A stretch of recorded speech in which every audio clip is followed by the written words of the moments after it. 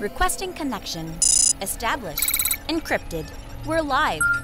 The show you've been asking for. Advice, technology, and community. Linux first, all others second. This is Ask Noah.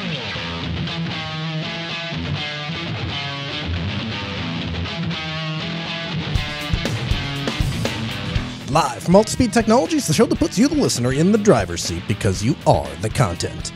The phone lines are open to be a part of the program. It's a free call, 1-855-450-NOAH. That's 1-855-450-6624. Give me a call. We'll have a conversation about your tech questions or business and tech questions. Linux advocate, above all else, small business owner, now host of the only radio show centered around you, the listener.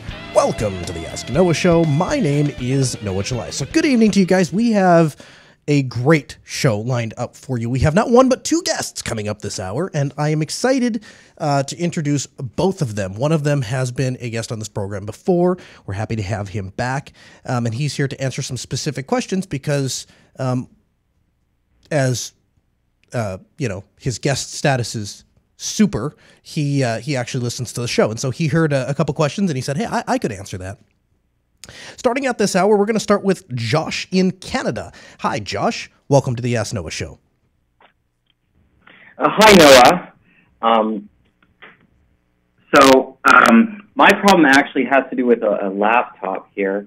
I had purchased a Dell XPS. Now it's been a year ago. I put it into a dual boot. I put it to dual boot, but that's not even quite relevant.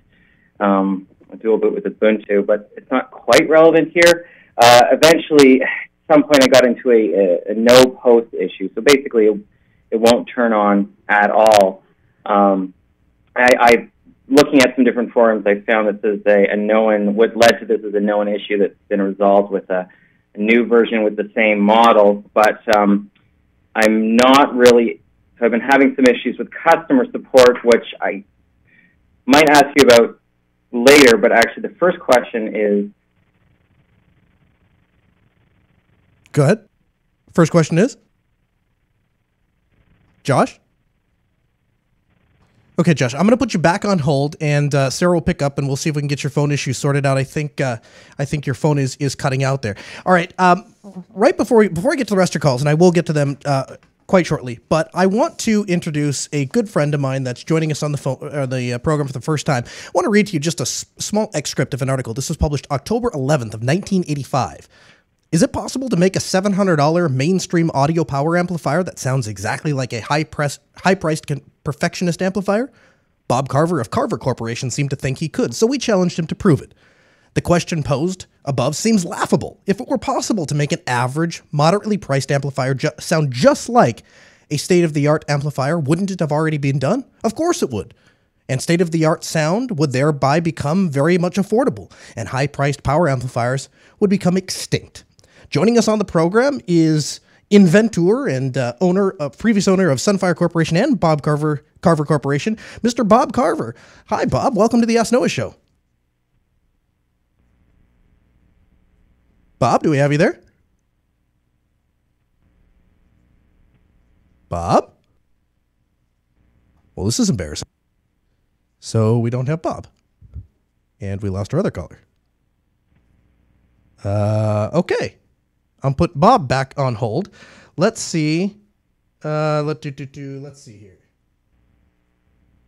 What do we do? Okay, so let's figure out why. I'm sorry, this is very unprofessional. But you know what, folks? This is live radio. This is what happens when you have a show that goes live on the air, is that you sometimes have to do troubleshooting on the fly. Okay, let's try this again. Let's pick him back up.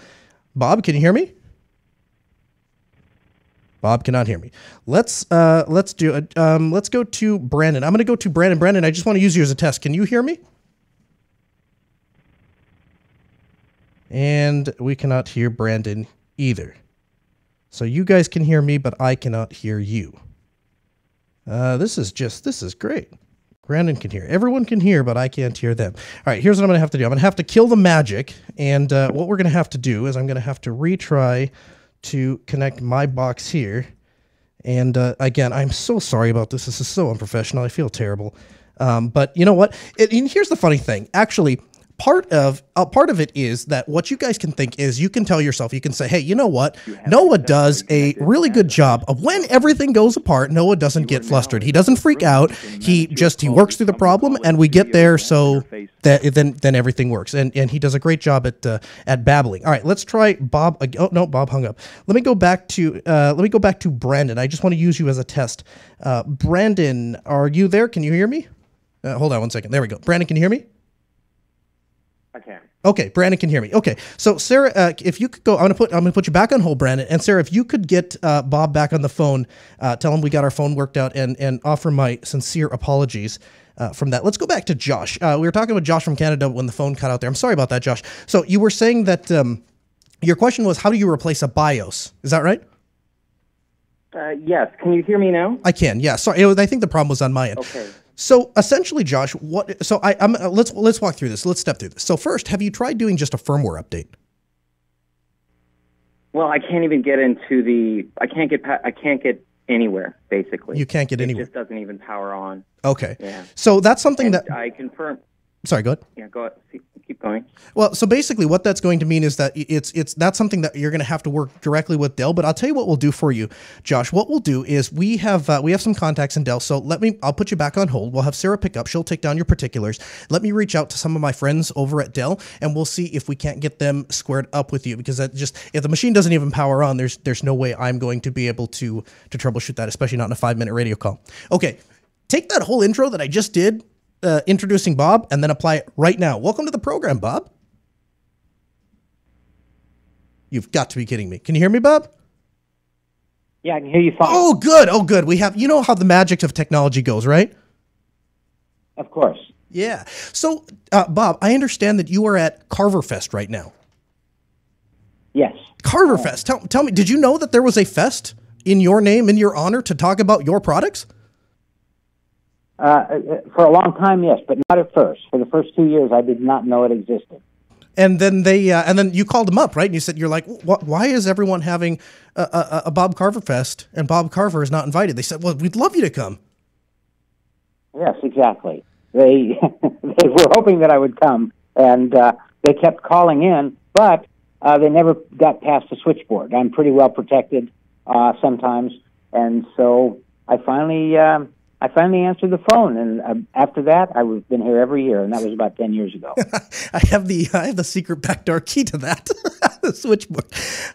So tell me about this, Bob. Tell me about this. Tell me, for those that don't know you, tell me the Carver Challenge. Tell me what it was that inspired you to get into consumer electronics, high-end amplifiers, stereo systems, home theater, all that. Well, I was always in high-end stereo systems. However, because my amplifiers weren't very expensive, many people thought and held a false belief that in these amplifiers we get what we pay for. To some extent that's true, but not entirely, especially in the world of audio. And when I heard about that and when I felt it, as my poor little inexpensive amplifier, I said, wait a minute, guys, I can make my amplifier sound any way you want. And so I challenged them to that. They took the challenge up thinking that, of course, this is a slam dunk. Bob's going to lose this challenge. And the rest is history. It was written up in Stereophiles, matter of fact. So you alluded to it earlier on. You went up against this very high-priced, very high-end amplifier, and major amplifiers sound almost indistinguishable from this, model that is many, many times the price of your amplifier. And That's right. It was a vacuum. Good. Sorry. Yes, it was a very expensive vacuum tube amplifier, a Conrad Johnson. I believe it was at the time about $12,000 or something like that. I can't remember exactly. And what was your amplifier selling for at the time? About $600. Almost an order of magnitude less. Yeah, and right. I made it sound identical. That's fantastic. So tell me about this. Yeah. You have been so since that time, since you've made amplifiers, you've then gone on to design home theater processors and which have amplifiers built into them, and of course you're quite famous, quite well known for your subwoofers and your speakers. And I understand that you have a small little subwoofer that can really pack a punch. Tell me about that. Well, it's called, I call it my Marilyn Monroe subwoofer because it's very small and very powerful. And the picture I have of it is the iconic photograph of Marilyn Monroe standing over the heater grate with her skirt being blown up by that warm air coming up. And so what I did is I took that picture and put the subwoofer down by her heels, high heels, and the skirt appears to be being blown up by the subwoofer output. And the point of that was to make sure that people could see how tiny this subwoofer was. The smallest one is about 9 inches by 9 inches by 9 inches, and I call it a high-pressure, high-back EMF subwoofer. High pressure because the internal box pressures are enormous as a consequence of its high output and small size, and the high-back EMF stands for high-back electromotive force. And it was part of the technology that makes it work. So in for layman's terms, this idea of it takes a lot of energy to get a semi-truck rolling down the interstate. It doesn't take a lot of energy to necessarily keep it rolling. Is that a fair summation of, if we were to try to describe it in 30 seconds? That's a very fair statement. Absolutely. And I've never done it in a dress, I'll admit, but I have stood over your subwoofer. In fact, we took the 9-inch Super Junior in Grand Forks. If you're from the area, the Chester Hall. It's a very big auditorium. And we took Bob's little 9-inch subwoofer, and I remember it was my dad, and I think you were either there or you heard the story secondhand. And there was a group of guys, and they had their big JBL line arrays. And we went to set this stuff up, and the guys kind of look at me, what is that? I said, oh, that's our sub. That's your what? That's our sub. And of course, they have these subs that are, they got 4 guys, 1 on each corner, and they're carrying this thing in. They're like, that guy's he's gonna make bass with his sub. Look at his little sub. The thing blew the roof off. We had to turn it down. It was so loud, we had to turn the thing down because this little 9-inch sub. How many watts does the Super Junior put out? 2,700 watts. 37 acoustic watts. Yeah. That's the amplifier. The acoustic watt output of the sub itself is about half a watt, which is more like a 1 watt, which is earth-shakingly loud in acoustic terms. So we were talking about home theater last week. We were talking about the computer side of it, and I was going on. We were discussing about ways that you can take thoughts and ideas and use a little bit of smarts to come up with a cost-effective competitor to very high-end systems. And that's essentially what you've been doing since the 80s, is you're taking your brain and applying it in an unconventional way to produce the same great results. And one of the ways you've done that is... Thank you. Well, yeah, you're welcome. One of the ways you've done that is with your ribbon speakers. Now, the ribbon speakers, for those of you who aren't familiar, are these tiny little speakers. The original ones are what, 10 inches, maybe 12 inches tall? Mm-hmm. Yes. And what's the power output on those? The ribbon speakers do not have an amplifier built in internally. Sorry, so how much power can they take? I should say. Yeah. Well, they put out about 1 watt, and they can take about 2,000 watts. They can take 3,000 watts. So, I mean, if you look at other speakers that are capable of taking in and that's at 8 ohms, right? It's 4 ohms, and it's actually about 2,000 watts. And it's on speech and music, and it's RMS, root mean square. So wow. They can take a lot of power. So, and they're almost impossible to blow up simply because they can absorb a lot of power, and 2, they have a protection circuit that prevents it. And we have tried to blow them up. So you have taken that. It wasn't enough. It wasn't enough that you can take these tiny little speakers that we can fill an auditorium with. That wasn't enough. So I understand that now you have built a new speaker, and this speaker is 13 ribbons tall. So it's a floor-to-ceiling speaker. Exactly right. Yeah. So tell me about that. This floor-to-ceiling speaker. I like power. I like lots of power, and I like overkill too. But the speaker you're talking about is called a line source speaker, and it runs from floor to ceiling, and it has many drivers in it. And the point of this speaker is to have a loudspeaker that has the feeling, the sense of going from minus infinity to plus infinity. And it does that.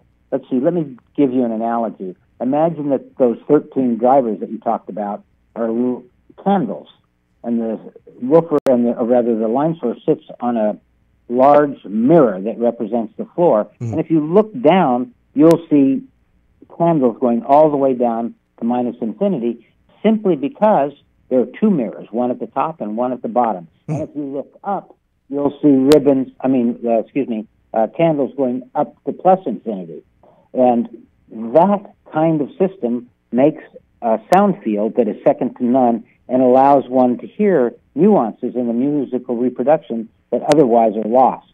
And in the case of the speakers, the candles are replaced by drivers, and the floor and the ceiling serve the same purpose as the mirror, except with sound. Sure. And that's the fundamental operating principle that they work under. So you yourself, you listen to and you evaluate a lot of these electronics, based on what they sound like with music. But in the high-end home theater world, a lot of people are using your speakers. In fact, that's what they're primarily targeted for, right? Is a lot of people are using this in very high-end home theater situations. Tell me, I know we've had conversations about this off the air, but tell me a little bit about your preference for 2-channel versus 5.1 or 7.1. They're both very valid, and they both can sound just beautiful. 2-channel systems can deliver, in my opinion, a slightly better rendition of real acoustic space. The reason it does that is because when we listen to a stereo speaker, a normal set of stereo speakers, we are listening to the world the way we would view the world and see the world if we were using our eyes and they weren't focused, seeing double. And the reason for that is when we listen to a pair of loudspeakers, each ear hears hears each speaker. So it's two speakers per sound per ear. 2 times 2 is 4. So we hear an unwanted set of sound images, and that's like double vision. So when you listen to stereo, there's a way to get rid of that. Stereo can get rid of that by something called interaural crosstalk cancellation. And surround sound with multiple speakers cannot do that at all. But with 2 speakers, if it's done properly, the random phase relationships inside the musical program material will eliminate much of the extra unwanted sound energy. So it gets rid of or minimizes the double vision aspect of listening. And that's why I like ribbons. The interaural time delay aspect gives rise to a sense of acoustic space and imaging that is second to none, that surround sound loudspeakers cannot do. And the downside to ribbons is just... Oh, sorry, go ahead. No, there are no downsides. Believe it or not, there's no catch, and there's really not a downside. Even cost? Oh, of course, because it takes so many of them. It does take 13 ribbons, so there's a cost associated with it. Just you have to buy lots of ribbons, and the manufacturer has to put lots of ribbons in a large line source enclosure. In my case, it's an extrusion. It's a long metal extrusion. So yes, cost is a part of it. Now, if you were to take a 5.1 system or a 7.1 system and you carefully adjusted, you had a good ear, you had perfect pitch, you had all these things, and you went in there and you adjusted this perfectly so all of the sounds are, because, and I know you and I were joking about this, the first mistake everyone makes in home theater is they crank up the rear surrounds. They turn them way up because it's so cool to have this sound coming out, from behind you. And then as you get into it, you realize that actually is a very poor representation of actual surround sound and thus becomes distracting and doesn't actually enhance the experience. But if you actually properly tuned a 5.1, 7.1 system, could you achieve a usable acoustic space, or do you still think 2-channel has a leg up? You can achieve a beautiful acoustic space with a set of surround sound speakers. However, as you said and hinted at, a 2-channel version of that would have a leg up on it. It will sound more realistic, because when we listen to real sounds in the real world, we hear 2 arrivals per sound image, 1 for each ear. That's real life. When we listen to it with a set of speakers, we hear 4, as I mentioned before, 1, 2 per speaker per ear. So, and surround sound adds to that problem. It adds many more arrivals that our ear brain is not really accustomed to listening to, and the sense of realism is degraded. However, it's replaced by a sense of excitement because there's sound coming everywhere, from the top, from the bottom, especially now that Dolby has 2 speakers in the ceiling, and it's pretty exciting. However, in my opinion, and the way I like to listen to music, it gets a little bit tiring after a while.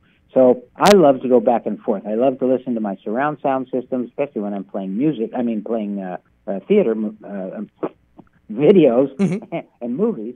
And I listen to my 2-channel system when I'm listening to classic rock, when I'm listening to concert music, when I'm listening to orchestral music. So there's a place and a time for each one of those systems. That makes Surround sense. sound can be really spectacular. The right tool for the right job. Let me ask you this. When somebody's going out, they're going out to buy a speaker system, be it for music or for home theater.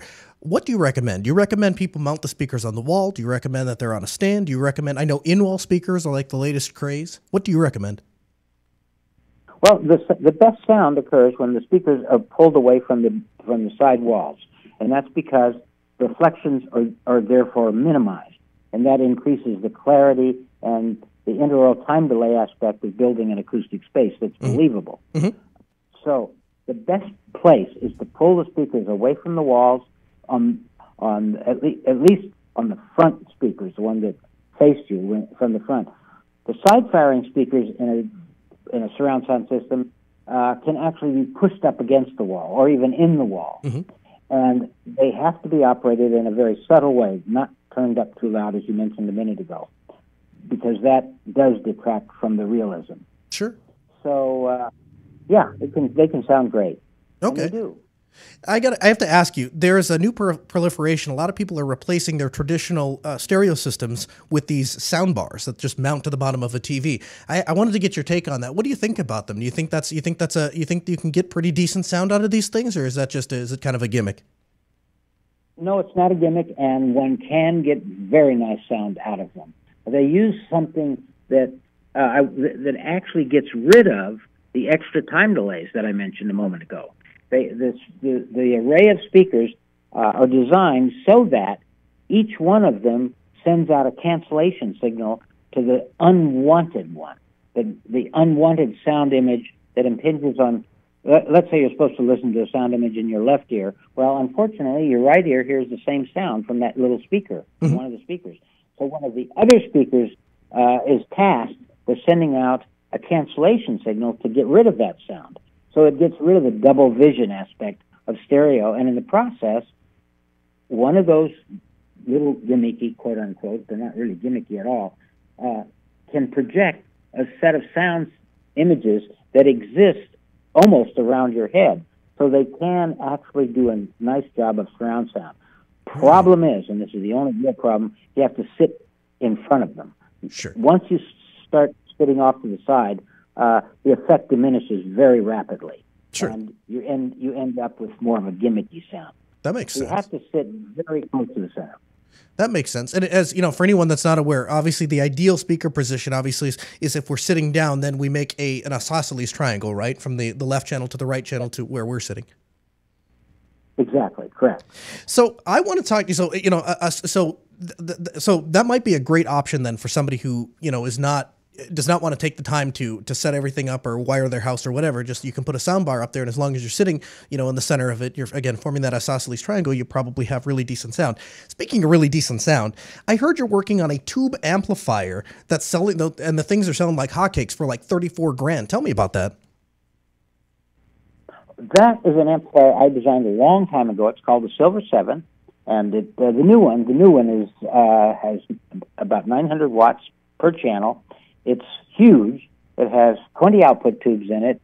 It's painted red, and you can see it if you look at it on my website, bobcarver.com. And it's a huge amplifier. It's been updated over the years, but I designed it about 25 years ago or more. And there's still a market. There's still people, and you're building these things now from scratch out of your house, right? Well, not out of my house, but out of my laboratory. They're not being built on an assembly line. They're being built in my laboratory. Right. Especially on order for anybody that wants one. Okay, well, I don't even think until they order them. yeah, I bet for the amount of work that must go into something like that. So, are there any other projects that you've been working on post Sunfire? You've sold Sunfire now. I guess you consult with them, right? But that's not your day job anymore. No, I don't consult with them. I'm retired, except I still build speakers and amplifiers. I thought I was going to retire a little more than I have, but that was my goal, and it hasn't quite worked out.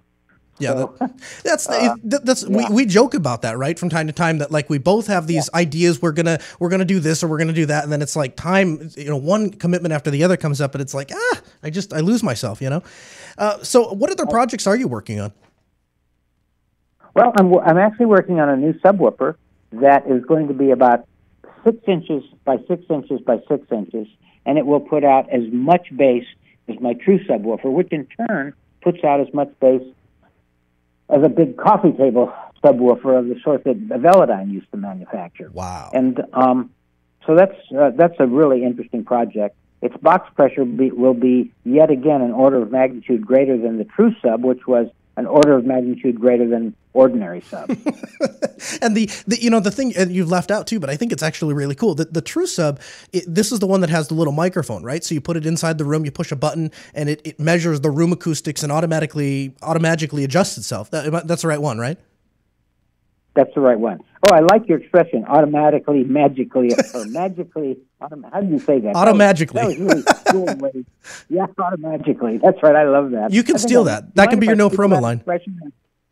Yeah. Do you mind if I steal that expression and make it my own? Not at all. No, you can take it. We'll nobody will ever hear this episode, and it can all be yours. So, Bob, I got to tell you, I have been telling people. There's a couple of people. They said, we launched this radio show back in April, I think it was, and first got on the air. We got all this equipment, and I'm setting it up, and I'm doing the best I can. I don't have a terrible ear, but it's not as good as yours, and I'm adjusting these things, and I sent it back to my producer. I sent it back to the editor of the network, and he listens to it. He's like, yeah, this doesn't sound quite right, and that isn't quite tweaked, and I'm like, I got a guy. The next time Bob is here in Grand Forks, he will come to, and I volunteered you, and I said he'll come to the studio and he will help me adjust all the EQ on the microphone and the compression and all that jazz. We'll even get you a parametric one because I know you like working with the knobs, and we'll get the entire thing completely tuned. I'll have it professionally tuned by Bob Carver himself. Well, I'm flattered. Yeah, well, you are coming here to work on the speaker project, right? Yes, absolutely. Yes, I am. And I did clear it. And you're part of it. Yeah, I did clear it with my dad. He says we are allowed to talk about this. So basically what my dad goes around and he does a lot of public speaking, and he also he enjoys singing as a hobby. And so one of the things he did is he contacted Bob and he said, you know what, I want to have a PA system, professional custom PA system that I bring along, and I want it to be as powerful as the line array, but I want it to fit in the trunk of my Toyota. And so Bob says, yeah, we can do that. We can totally do that. We can design this thing. And so you guys have been exchanging drawings and designs and all of these things, and that project is kind of coming to fruition. I understand that you guys have made some progress, and so you're coming here. The cabinets are being built, and then you're going to come and do your oscilloscope and all of your measuring and tweaking and stuff and make it sound perfect. Well, I hope so. I hope I can make it sound perfect, and you and your dad, I hope, will be a part of it, and we'll have an enjoyable evening. There's nothing more fun than designing speakers and listening to speakers. There you go. Almost nothing more fun. There you go. Well, I tell you what, here's more fun. Is after we get done designing them, then Altispeed Technologies becomes the first and exclusive retailer of these custom PA speakers. There you go. Perfect. There you go. So, but anything else you want to mention, or anything else you want to talk? Any last tips for anyone that's out there that's going to go build a home theater or wants to just get in and enjoy the music?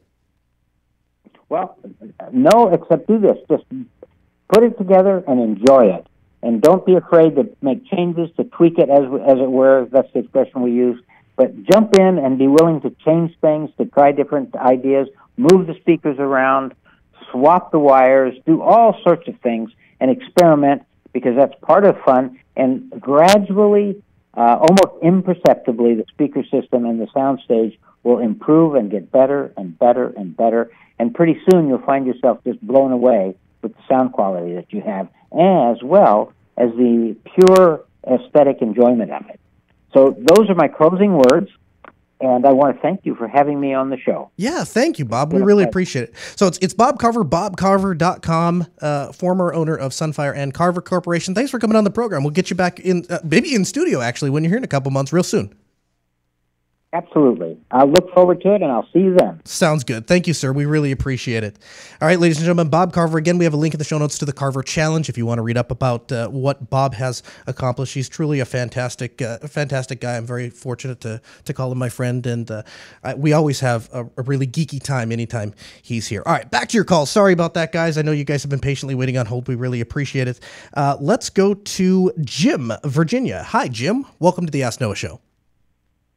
Hi, Noah. I called in last week with the problem LibreOffice Writer not being able to handle user-size pages.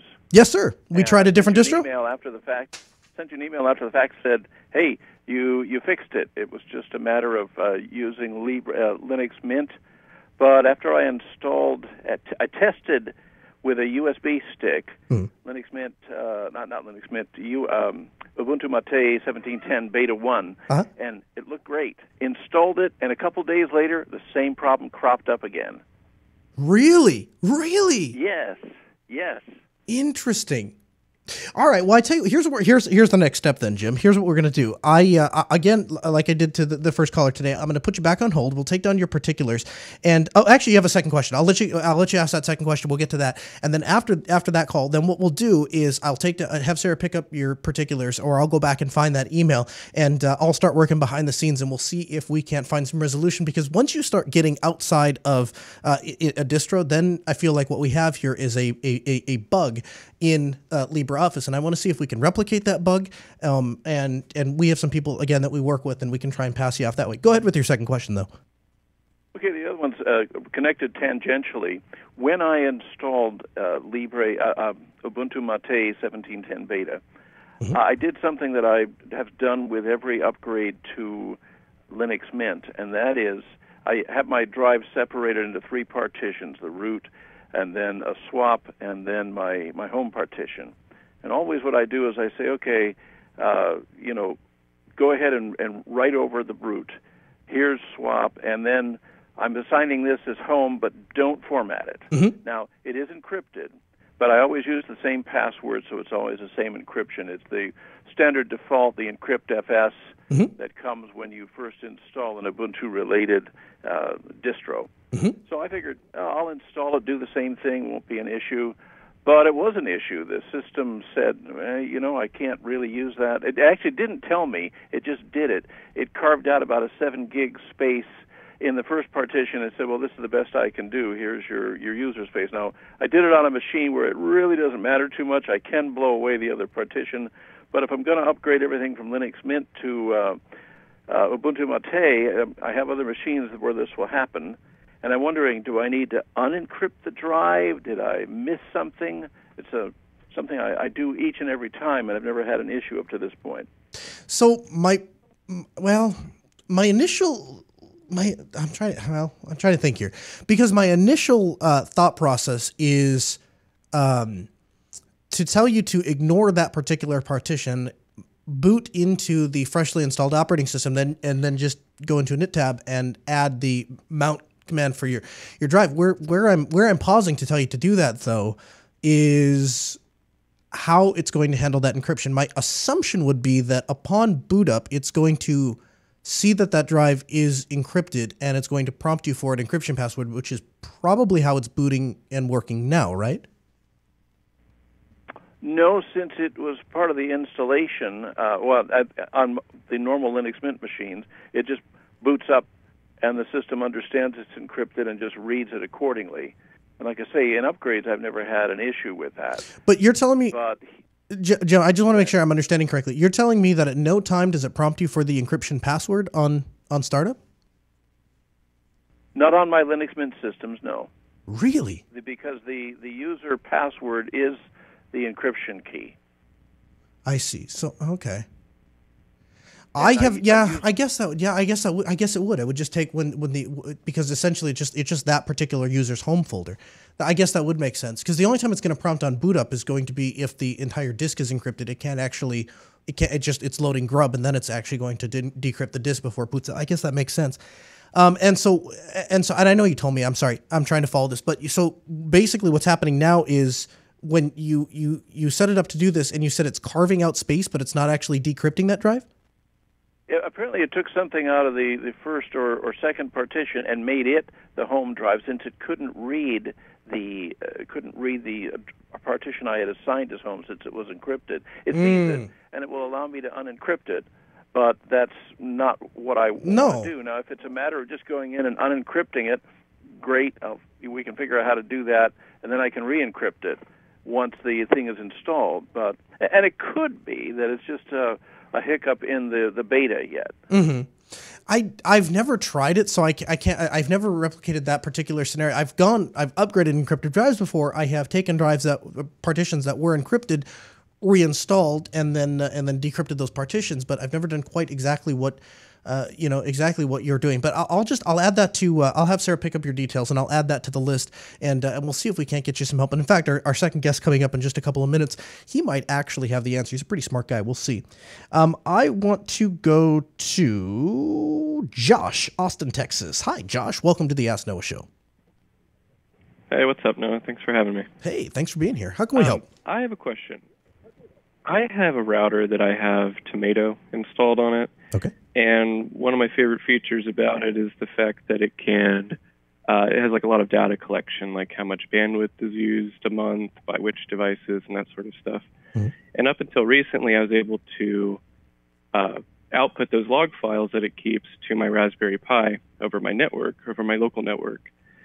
But after I upgraded my Raspberry Pi from Jessie to Stretch, it seems like it no longer is able to mount that share via the CIFS client in Tomato. Really? And from what I gathered, it seems like it's something to do with perhaps SMB version 1 being disabled and newer versions of Samba, and that Tomato might be kind of behind in terms of what kind of encryption or what kind of authentication it can support. Yeah. So I guess my question is, could it be anything else? Because I've tried mounting it. I've SSH'd into the router, and I've tried just doing like a regular mount command to see a little bit more detail rather than using the GUI, and it just gives me a permission denied. But then I'll roll back to Jessie just to test it out, and just a regular share just works just fine. Yeah, actually, so I was wondering, could it be anything else, or is that what it is? Yeah, it could be. Samba can be finicky, especially depending on how the config is. But if you had it working on one if you had it working on one version of Debian, and then you upgrade, it's not going to be a configuration error, or at least very unlikely that it's a configuration error. I've actually run into the exact same problem with what's the name of the Clonezilla? Actually, we run into that problem frequently, and the newest version of Clonezilla, actually, I shouldn't say newest, it's been there for a while, but they actually have a thing now. When you boot Clonezilla, it actually asks you, do you want to use Samba version 1, Samba version 2? And so you can choose what Samba version you want to install. The quick easy answer here, at least what I would do, have you tried just upgrading the Tomato system? Well, that's the thing. It's already running the newest version of the firmware. Oh. It actually got upgraded back in May, and it's hard to find information on this particular firmware. Just kind of this specific kind of question, trying to figure out what might have changed. I think that they might be considering upgrading to allow it to use like SMB version 2 in the future, but there's not really an estimated time on that. Is there a way that you could potentially enable SMB version 1 on newer versions of Samba, or are they like doing like a hard line no? I don't think it's so much a hard line, but you're going to run into a lot of resistant people because they're trying to push everything forward. And I say that, I don't know specifically about the Debian community, but I know we ran into this hardcore, like I say, when we're trying to image these machines with Clonezilla, and we weren't able to talk to their file server because it was an older version of Samba, and it just trying to get everything to talk backwards was just I mean, it was just like pulling teeth. It was going backwards is a very difficult thing to do. You know, one of the great things I like about Debian to begin with, though, is that the life cycle is so long, and so sitting on a slightly older version of Debian, even for a little bit, usually not the end of the world, right? I mean, that's kind of why, if you're a Debian user, that's probably why you use it to begin with, is because it's so stable. Yeah, I'm just the kind of person, I mean, I run Arch as well, so like I like to have it all up to date and upgraded. I'm fine with, using Jessie, but I guess I had one more follow-up question, which is, sure, I didn't check out super deep into like the ransomware stuff and at what point you're vulnerable and that sort of stuff. Would running, Jessie with that older version of Samba that's still compatible with Tomato, how vulnerable is it? Like, what is dangerous about having that enabled? Is it sitting behind a firewall on a LAN? No, I mean, just whatever Tomato has by default. Nothing really. And it doesn't really face outward to the internet, really. I mean, I could secure that a little bit better, but is it just the fact that it's facing out to the internet, just period? Yeah, I mean, so walk me through the connections. So you've got your cable modem or DSL or whatever, and that's plugged into the Tomato? Yeah, right. And it's just a Cisco 4200. I think. The thing is, like, if it was sitting behind a firewall, if it was just something that hung off your network, I wouldn't sweat it. When you have an edge device like that, there's probably no protection, and if there is protection, it probably obscures what the Tomato device is doing to begin with.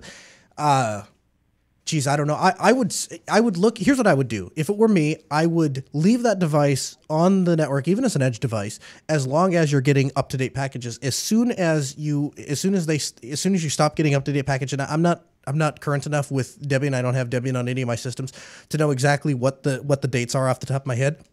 When that system starts reaching EOL, I would not leave it sit on that network even for a day. I'd pull it off. I'd go to something else. I would find some sort of solution. I would not leave an out-of-date box sitting on my network, because that you run so many risks of weird things happening, and it being right there, it has no real protection, Right. So. Okay. Yeah. And, well, you don't think it could really be anything else? Yeah. That permission denied message. Probably just the Samba upgrade. I'd say that's a very likely scenario. I'd be lying to you if I said I haven't found a bazillion and one issues with Samba. Usually it relates to the config, but like I said, if you're competent enough to get that config to work, in one version of Debian, just upgrading the version of Debian, unlikely to cause a problem. And I will get Brandon's take on it too when I get to him in just a moment here. Actually, yeah, let's just put him on. Brandon from Red Hat. Welcome back to the show, Brandon. How are you? Good. It's good to be back. Yeah, great. So, first question: Do you don't happen to know much about Samba, do you, off the top of your head, and Debian? I haven't worked in Debian in many years. Yeah. It's been a very long time, but I don't. It sounds like it might be a problem with the older versions of Samba. Yeah. And I stay very far away from older versions of Samba. Yeah, I hear you, but it's one of those things where I got to tell you, especially when you're in an enterprise environment and they move half the speed of smell, and they've got this file server that they refuse to do anything. I don't know if you remember these old. It was called it was called a Snap server, and it was made by Qantas or whatever from years and years and years ago, and they weren't budging at all, and it was a real nightmare to try and get all those systems to talk. Anyway, welcome back to the show. I know that you were listening last week or the week before, and a gentleman calls in and he says, I am using libvirtd like Noah and Brandon had recommended, and one of the things that I ran into is that VirtualBox has all these really great nifty integration features into my desktop, so it really feels like I'm sitting on metal, and I can just click on things. It's very responsive, takes over my whole screen. I have all of these menus to attach USB peripherals and stuff like that. And he called in and said, why don't I get that with virt-manager? And I had explained, I said, well, virt-manager is using VNC, and so it's really designed as console access, not so much for desktop use. And Brandon pinged me and he said, hey, you know what? I have some other ideas for him and how he might be able to accomplish those same things. So like I said, Brandon always has a welcome invitation on the show. So what would you do, Brandon? Yeah, so the first thing that really caught my like that really is like, okay. But by default inside of libvirt, specifically in Virt Manager, when you just say, I want to build a Windows VM. So you just do new VM, and you select that you're doing Windows. By default, it uses the QEMU drivers for everything. So that's really slow. It's not very performant. So that was one of the comments that the caller made, is that it wasn't performing. That was really the one thing that really caught out to me. So like when you're building a Windows VM in libvirt, first thing I always do in Virt Manager is to change the disk bus. I'm going to put some stuff together for the show notes. Great. Hopefully I can get that done today. But basically, when you go into the disk under the info, under advanced options, you'll see an option for disk bus. It's probably going to be IDE. Okay. Like, I've seen this 100 times. You need to change that from VirtIO to VirtIO, from IDE to VirtIO. Okay. That's really, really important. So I'm in Virt Manager. Driver on Windows. Brandon, I'm in Virt Manager right now, and I'm under the create a new virtual disk. This is where I selected? Yeah, so it could be under a new virtual disk. So not under the new virtual disk. So if you're in like a prompt, it's like if you go into a virtual machine, whether if it's running or not. Oh, gotcha. They have the option for console, and you have that little I for info. Yeah, gotcha. It's under there. Okay. Yep, I'm there now. If you go into, and if you look at your disk, you can go to VirtIO. Look at your first disk. You need to go into advanced options. Ah, yeah, here we go. Yep, disk bus VirtIO, and you're saying that should be IDE. No, that should not be IDE. It needs to be VirtIO. Okay, gotcha. Okay. And that's for Linux guests. That's for Windows guests. That's for BSD guests. Gotcha. That's all guests, and that's also the same for the NIC. So if you're looking at the virtual NIC, that should also be VirtIO, because that's using under Windows. I think it's using. I think it tops out the Windows, the QEMU driver for the network card tops out at 10100. Okay. So it's really slow. The other thing with Windows guests is that for video is it defaults usually to the Cirrus driver. Okay. You need to use the QXL driver. Yeah, I've seen that. Another very important thing. And there is some new options as well for video, and to use VirtIO as well. And what that does is it allows you to pass a partition of your dedicated graphics card to the guests. Okay, so, and yeah, I'm in here, and so I'm sorry. So you said so change from so my disks were VirtIO and my network was VirtIO. My video though is it's set to Cirrus, so that should be QXL. Yeah, QXL. Gotcha. And for display, I mean, your recommendation to use RDP, I have no disagreement with, but there is another alternative. Okay. And that's using Spice. So Spice is kind of, I don't want to say it's like VNC because it's more powerful than VNC, a lot more powerful than VNC. It allows you to do a lot of the stuff that you can do with VirtualBox, like USB pass-through, be able to pass smart cards, things like that. More information on that, spice-space.org. So Spice is actually the default in the latest version of Virt Manager, so you don't change it back to VNC. That's actually what you'll get. The problem I've run into, and maybe you know how to solve this, is on Windows guests, it will prompt me for the password to connect to a remote, Virt host. Type in the password, hit enter, nothing. Type in the password, hit enter, nothing. Type in the password, it just keeps bouncing. It's like I'm playing a game of ping pong. Yeah. So what the Spice server is doing is it's actually generating a password. for you to connect to the SPICE server. So there's probably we'd have to talk about this more in more detail. But if it's not getting the password, if it's not making the connection correctly, you'll have some problems. Okay. And also on the guest itself, and I'll send you the link. You need to install some drivers. So on the Windows guest itself, the VirtIO drivers need to be installed because they're not available. They're not just on the Windows install disk. So you have to. There's a virtual floppy disk. There's also a CD-ROM, an ISO that you can use to install the drivers at install time. Perfect. And those are all on the Fedora project website. I'll like I said, I'll compile this all together. Great.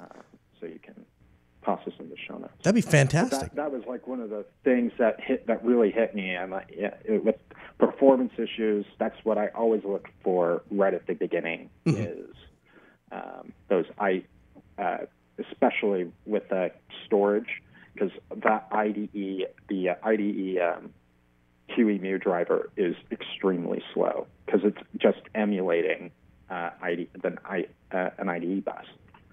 Fantastic. Anything else you wanted to mention, Brandon? No, that's it. I just wanted to try to answer that gentleman's question a bit more, like expand on it beyond a little bit more than you did. You did a good job. Don't get me wrong. I'm like, there's something missing there. Yeah, no. Here's the thing, Brandon. Anytime I can get somebody that knows more about a topic than I do, like I said in episode 1 or 2, I said I'm going to go out. We will find the industry experts and we will bring them on this program to answer those questions. And you definitely have a better answer than I do. So Brandon Johnson, he's in the Telegram Ask Noah group. You can be too. Telegram.asknoahshow.com. Thanks so much for coming back on the program, Brandon. We appreciate it.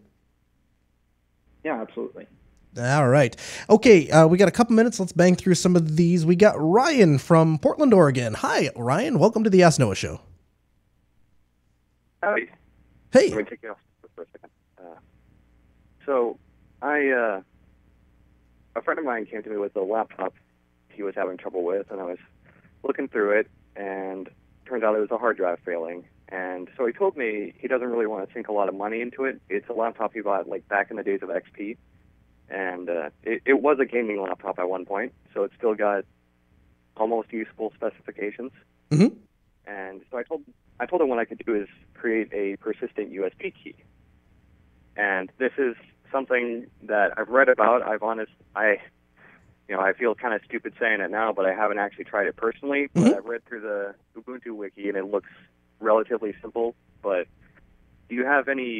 first of all, do you have any advice going into it? And second of all, what do you think about using like those low profile USB keys for those? Yeah. Because it is a laptop. So a couple of things. One is obviously USB performance is never going to be as great as actual disk performance. That said, I have a small little 120 gig SSD. It's called My SSD, and it's actually I think it's an M.2 drive that's just in a 3.0 enclosure, and I carry that with me everywhere.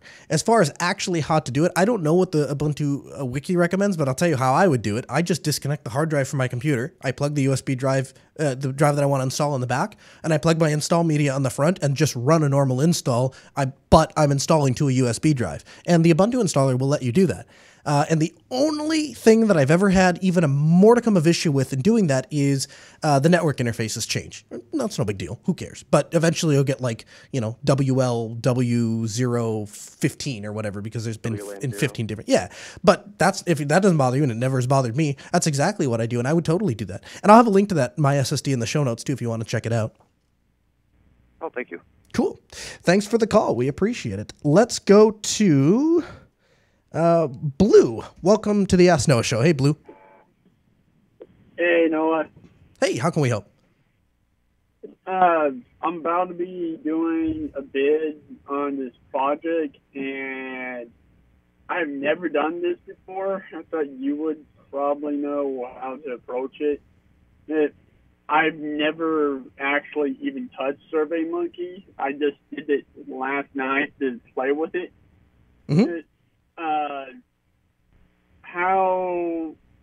okay, I'm trying to get more customers, but I'm trying to compete with the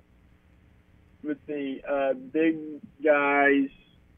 Should I just keep it the base pay, or try to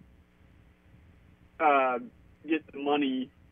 Because I've just literally got the bank up and running with all that I need. Sure. So let me ask you this: how do you come up? What do you mean by base pay? You mean like your ordinarily hourly rate, or your monthly rate, or? Monthly rate. Right now, it's literally I'm shooting myself in the foot. But I'm trying to gain customers so I can leave my day job. Mm-hmm. Well, first of all, giving away some of your services or heavily discounting them to establish a name for yourself is not a bad idea. In fact, it's exactly what I would recommend that you do if you're starting an IT business. But the way that we, which essentially what you're asking me is, what would I price this given thing at? And the truth is, I don't care what you price. It doesn't really matter. What matters is you have to look at, is the cost going to be static, or is it going to be ongoing? Once you create the survey, is it just done and then you just provide, you spend 30 seconds and spit out a report and send it to the client and say, here is the results of the survey? Or is it something that's going to require you to pay somebody to sit down and tweak every couple days or every week or something? It's probably how it's going to be run. It's going to be every 3 months. The survey will be going out. Probably very little tweaks because it's funeral homes mm-hmm. heavily in that industry. I never believed they were this low tech, mm-hmm. and they're finally getting out of the woodwork. I guess here's my point. My point is, if you're only touching the thing once every 3 months, and you said they're paying a couple $100 to maintain this, or paying you a couple $100 to maintain it, that is easy money, because you set up the survey once, you touch it every couple months, you send them the results or whatever, and if they want you to modify a question or pull a question or add one, it takes you just a couple of minutes. I don't really see a downside to doing that. I will tell you that from the other side of having done this business for almost 10 years, I will tell you that selling that kind of service, eventually what's going to happen is they hire somebody that is a little more tech savvy. And if they look up and go, yeah, we've been paying this guy, $300 or $400 or whatever it is you're charging him for the last 3 years to send the survey out. And somebody goes, well, I could go to Google Forms and he's just clicking the button here and sending this link out. You want to evaluate that a little bit, if they're a good client otherwise, and they've got money, you're making money off of them in other ways, then you'd want to look and say, okay, well, I value this client and I value their business, and I want to make sure that that I maintain a good relationship with them. That's something to consider. Now, I've had clients, I'll be very honest with you, I've had clients where I don't particularly like working with them. And so, yeah, the price does go up, either because they're unpleasant people or they make, very outrageous demands. And yeah, we'll do the work. We've never lost a client, but you're going to pay more. And so that's, if you don't want to be doing surveys, I would, if somebody wants you to do that survey, you say, yeah, listen, man, I'll do it. But, the price is going up. James is calling from Idaho. Hi, James. Welcome to the Ask Noah Show. Hey, Noah. Hi, sir. How can we help? Surf doesn't, is the only way to get your show rate, but the little browser doesn't like the live feed on, what station, JB. Okay. Is there any way I can fix it on my side? Yeah, there sure is. We have a couple different options. Have you tried the YouTube stream?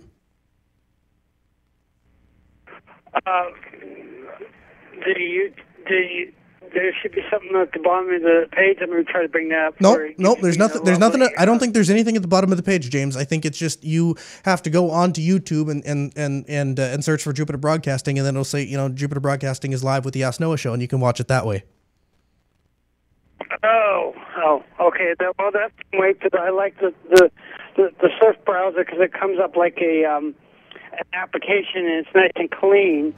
And so I made a quick link to your show. You know how that works. And went, okay, everything works except for the live. And I was like, dang, maybe Great. there's a quick I solution. don't mean to cut you off, James, but I got music playing in my ear. You're listening to Logos Radio on KEQQ 88.3 Grand Fort.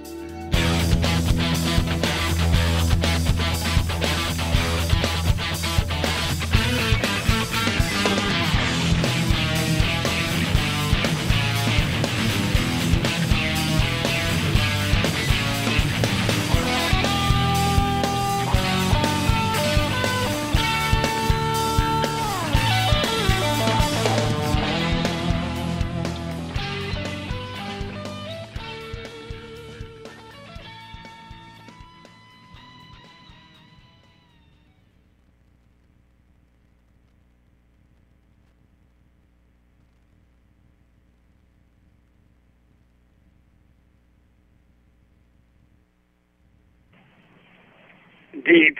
Hello. Hey, James? Yeah. Okay, sorry. The music is playing. I have a hard stop, so I have to kill the radio stream at that particular time. But I want to answer your questions. Oh, sorry. So continue with what you were saying. Well, I was hoping to because I made a quick link to your webpage, site to stay within surf without having to go to YouTube. But if that's not an option, to make another link and find it on the YouTube site. So here's the thing. That's the first option that comes to... Jeez, now we're going to get the post-show music playing. Again, Ben, where are you? So here's the thing. There are a couple different options, James. You can use the YouTube. That comes to mind just because it's easy and it'll work with the YouTube app built right into your phone. But we also have jblive.fm, which is just the audio stream, and that should work for you because my show really doesn't have any video-heavy elements anyway.